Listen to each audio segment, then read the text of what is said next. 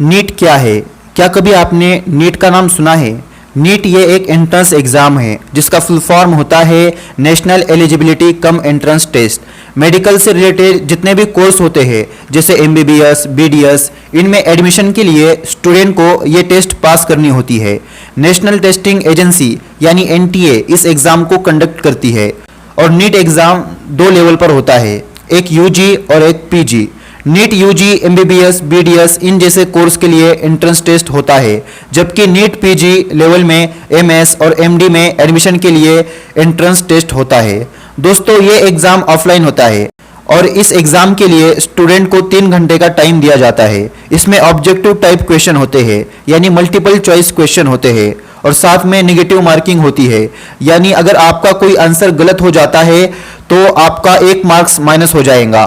इस एग्जाम में बैठने के लिए स्टूडेंट को 12th क्लास में पीसीबी यानी फिजिक्स, केमिस्ट्री और बायोलॉजी ये सब्जेक्ट होना चाहिए। इस एग्जाम में फिजिक्स, केमिस्ट्री और बायोलॉजी इन तीनों को मिलाकर क्वेश्चन आते हैं। मैक्सिमम क्वेश्चन बायोलॉजी सब्जेक्ट से ही आते हैं। इस एग्जाम में बैठने के लिए मैथ सब्जेक्ट होना कंपलसरी नहीं है।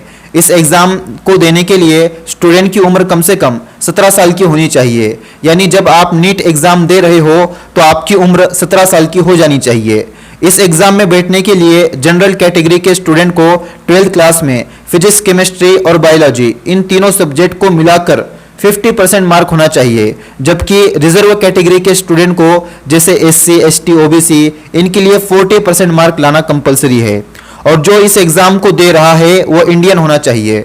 इन सब बताए हुए क्राइटेरिया को अगर कोई स्टूडेंट क्लियर कर लेता है तो वह नीट एग्ज़ाम के लिए एलिजिबल हो जाता है।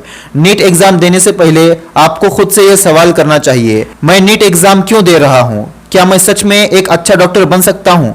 अच्छा डॉक्टर का मतलब सिर्फ ये नहीं कि अच्छी डिग्री हो। अच्छा डॉक्टर का मतलब ये है डॉक्टर बनकर पैसे कमाने की लालच ना हो, बल्कि मरीजों का इलाज करके उन्हें अच्छा जीवन देने की सोच हो। अगर आप सच में ऐसे डॉक्टर बनना चाहते हैं तो अभी से इस एग्ज़ाम के लिए प्रिपरेशन करना शुरू कर दीजिए। इसमें रट्टा मार के काम नहीं चलेगा, बल्कि आपको कंसेप्ट को समझना है। अगर आप इससे पहले कभी नीट के एग्ज़ाम दे चुके हैं तो इस बार आपको वो गलतियां नहीं करनी है जो गलतियां आपने पहले की थी। उन गलतियों को सुधार के एग्ज़ाम की तैयारी करनी है। नीट एग्ज़ाम को अच्छे से क्लियर करने के लिए खुद पर भरोसा रखिए कि मैं कर सकता हूँ। सेल्फ स्टडी करने के लिए ऑथेंटिक बुक का चुनाव करें। अगर आप कोचिंग क्लास लगा सकते हैं तो कोचिंग क्लास ज़रूर लगाएं, लेकिन अगर आपके पास इतने पैसे नहीं हैं आप कोचिंग क्लास लगा सको तो आप घर बैठे भी सेल्फ स्टडी करके नीट एग्ज़ाम की तैयारी कर सकते हो। आप अपने मोबाइल की मदद से ऑनलाइन लेक्चर देख सकते हो, लेकिन याद रहे मोबाइल का इस्तेमाल सिर्फ स्टडी के लिए होना चाहिए। ऐसा नहीं होना चाहिए आपने स्टडी करने के लिए मोबाइल हाथ में लिया और आप उसमें कुछ और ही करने लग गए। और इसके साथ साथ अपने हेल्थ का भी ख्याल रखें। समय पर खाना खाए, ज़्यादा से ज़्यादा पानी पिए और अच्छी नींद ले। कई सारे स्टूडेंट ज़्यादा पढ़ाई करने के चक्कर में अपने खाने पीने पर बिल्कुल भी ध्यान नहीं देते और कम नींद लेते हैं। दोस्तों, आपको पता है हमारा ब्रेन, हमारा दिमाग 70% से भी ज़्यादा पानी से बना है। इसको हेल्दी रखने के लिए आपको ज़्यादा से ज़्यादा पानी पीना चाहिए ताकि आप जो भी पढ़ो वो आपको अच्छे से याद रहे।